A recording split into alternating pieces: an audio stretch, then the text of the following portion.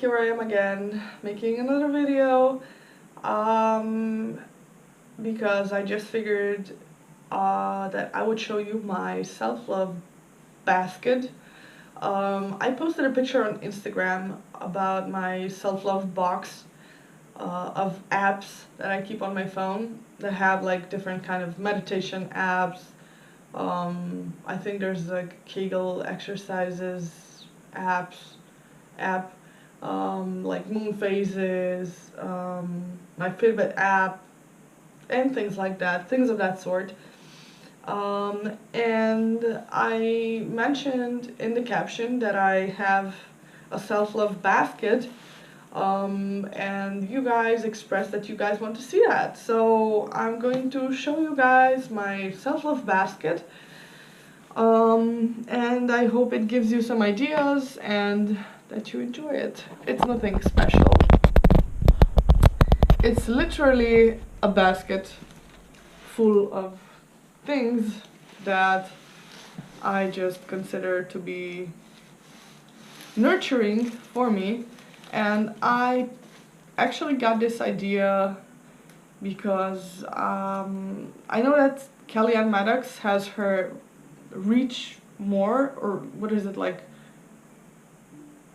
whatever, I don't know what it's called, but she has a basket where she keeps tarot decks and oracle decks that she wants to reach for more.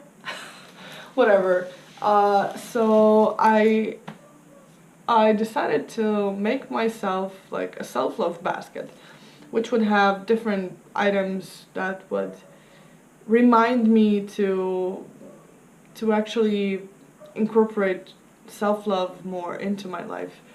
And these could be items that are nurturing, soothing, inspiring, and things of that sort. So what I have in this basket right now, because items from this basket change a lot. For now I have the Best Year of Your Life kit that I showed you in my Depth Year video, and I explained what it's about. It's basically, it contains cards with little assignments, self-love assignments, and you do those assignments. You have assignments, a new assignment each week, and as you do those assignments you get self-love points, and when you gather a certain number of self-love points, you have to reward yourself. And I think it's a fun way to kind of play this game of self-love, I guess. Next thing, I have a lot of, I've realized that I love things that come on cards. Well, I'm a tarot reader, so it's not surprising. So the next thing I have, and I have this for quite a while, it's basically yoga on cards, and this contains 60 cards with like yoga positions on them and a little manual. And don't get it started on me how you have to go to yoga classes to do it properly, la la la. I know all of that. I'm a dancer. We've done yoga before. I know how bad it can be if you do certain exercises or positions incorrectly, and you don't have to remind me. Okay? Okay. So, where is it? Oh, here it is. I have these out of this box because these are the ones that I like do most regularly. First I'm gonna show you the little book. So basically it explains a little bit about yoga and what is good and what is not good, and it gives all the warnings, la la la. And then it gives you like a certain programs for well, doing yoga. So you have, for example, you have a little program that helps you to relax the muscles. You have a little program that helps you to kind of stretch out your back, things like that. And with that, you have all the positions, and how do I forget to speak English every time I decide to make a video? It shows how positions follow each other. And with each position you have a little number, and that's the number of the card where the position is explained in depth. And the cards look like this. You have a photo, and you have everything explained. How do you start? How you have to be breathing, like what you need to focus on, all of that. And what is cool about that, I think that, yeah, on the other side you have like all the things that you need to be careful about. This is like all the things you need to be careful about. This has like the additional yoga positions that kind of go well with this one, and like advice for exercising or for doing yoga. And I think that, I'm pretty sure, but oh yeah, that's how it is. So on the other side you have an explanation for an easier version of the position for those who have like problems with their back, or like joint pain, or just, you know, different kinds of issues that make it more difficult for them to do the exercise. So I got these quite a while ago and I love it. So that's yoga on cards, by this lady. I don't want to mispronounce it. Next thing I got here is this wonderful book that's called Head Up. It's like a little book of survival, and I got this as a Christmas gift from my boyfriend's mom, and she's really cool. So what this little book is about is basically about how to help yourself when you experience stress or bad moods and other kind of problems. So let me just show you the author. And this is actually written by a doctor. So you have like different exercises in this book to help you like uplift your mood and get a little bit more energy and things like that. For example, and it also explains like how your posture, for example, affects your mood, and all that sort of thing.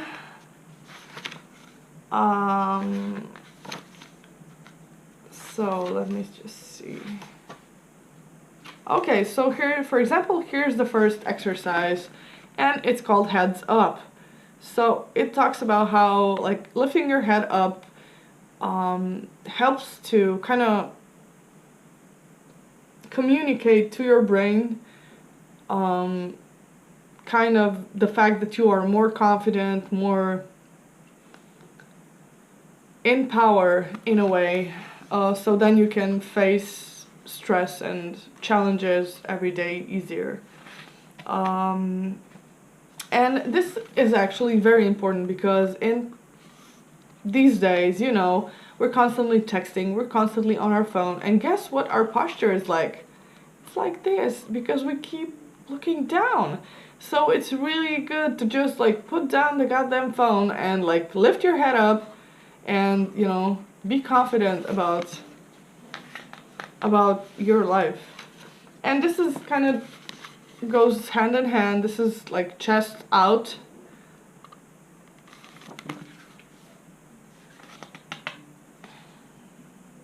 And it's really interesting because it's a simple thing, but it can help like expand your chest, which like helps you take more oxygen in your lungs, and that helps to get more oxygen in your brain and helps you think better, and it helps you like helps to lift your mood.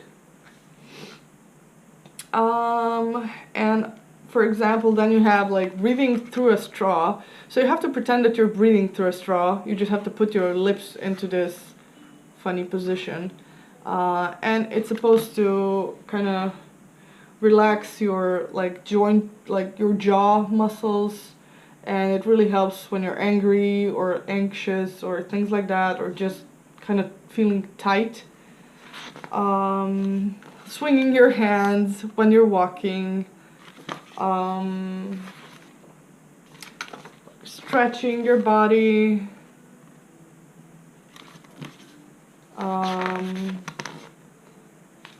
yawning is actually really good. So you can just pretend to yawn, but trust me, you're gonna start yawning, like me, for example. Yeah, it's weird, but whatever. And it says that it helps with headaches and migraine. And even before you eat, especially if you love to, you know, comfort yourself with food, it's supposed to help if you just do like kind of yawning exercise before you go to eat. And it's supposed to, yawning is supposed to like help with your brain or whatever to get more serotonin, the hormone of love, which also influences appetite. And I'm sure that you, like a lot of you heard of this one. It's basically like the warrior pose, like standing with your feet wide apart and your hands in your hips, and just, you know, just take the stance and like stand like that for like 10 seconds and you will see, like you will feel different. Slamming your feet on the ground. Swinging your hips left and right.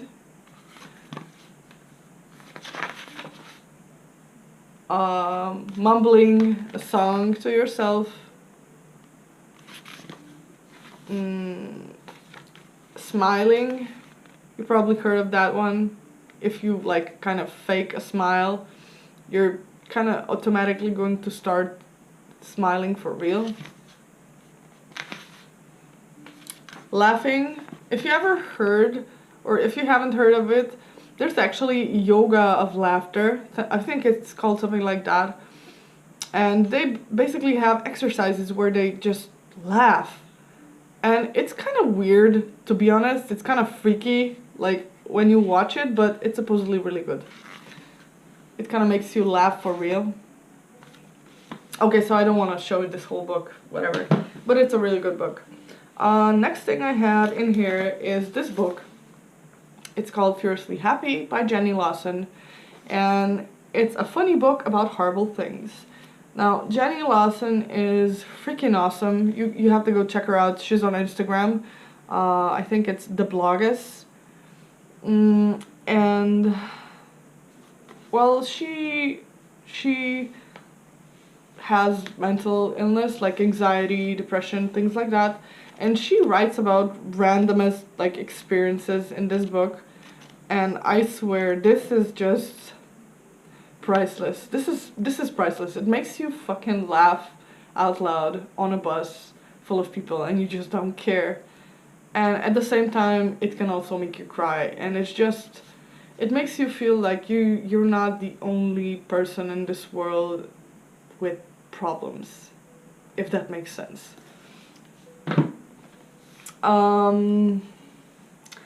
Next, I love poetry, and all of you know this. It's Milk and Honey by Rupi Kaur, and it's just delicious. It's just delicious.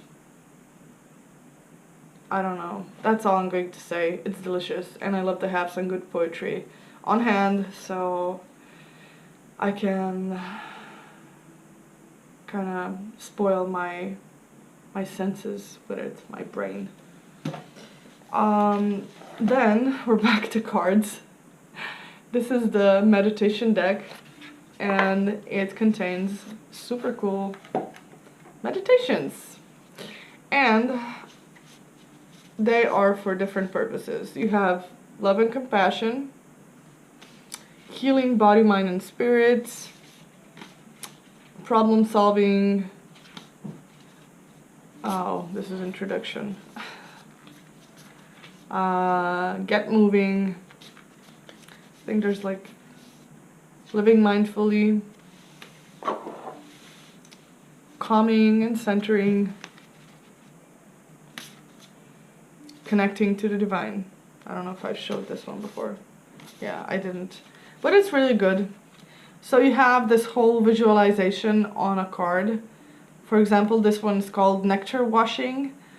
And this is supposed to be used when you want to combat illness and just help yourself heal. And then you have Divine Feminine. Divine Feminine is an empowering archetype for both men and women. Meditating on her helps you to honor all that is feminine in yourself and others. When to do it? When you're feeling depressed and suffering from addictions. Practice. Find a quiet place outdoors, close your eyes and breathe deeply for a few minutes. And then imagine yourself walking along a pathway that leads into a forest, la la la la la, things like that. Things of that sort. But I like it because I always find an excuse not to meditate, and I like to have ideas about visualizing.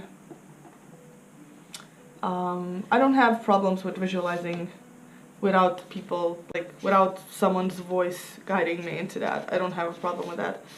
But just to have an idea of what to do in specific situations regarding meditation is really good. So this is by Madonna Godding.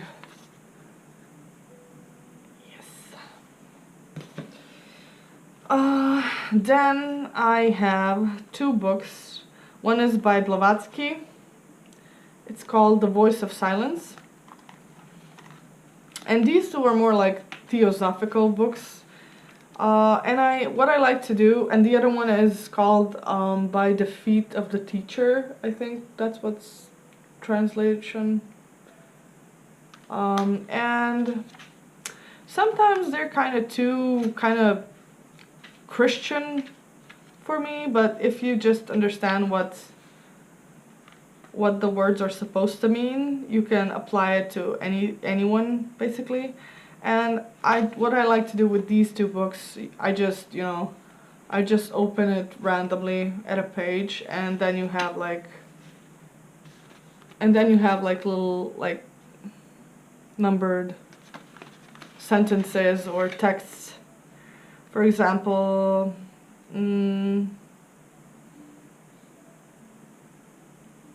how would I translate this?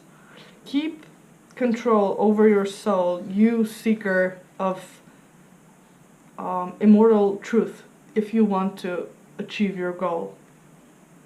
Yeah.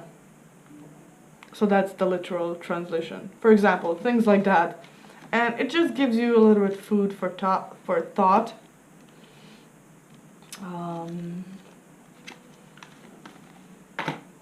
Then the randomest thing ever, hand cream, but my hands are super dry, and I forget to put on hand cream, and I don't like it, and I always wash my hands. I constantly wash my hands, so they are even drier.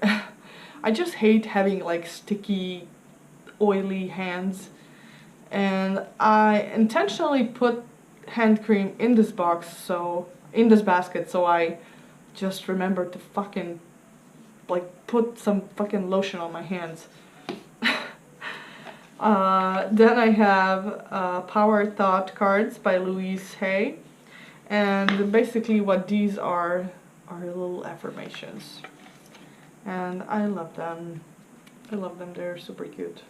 This one says, I trust my inner wisdom, and on the other side it says, as I go about my daily affairs, I listen to my own guidance. My intuition is always on my side.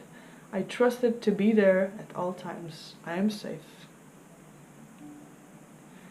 So things like that are very good for me personally when I'm feeling down or distressed and I need to just focus. I always, in any situation, find an affirmation from this deck that feels good. I have my favorite rose quartz. It fits into my palm perfectly. And this is just the most calming stone I have ever had in my collection. And when I had like really bad situations or just emotionally difficult days, I would always have this stone on me just to hold it or even sleep on it. I would actually like leave it laying on my chest and I would fall asleep with it, and just when I woke up it was like somewhere under the sheets. I had to like dig it out, but I love this stone.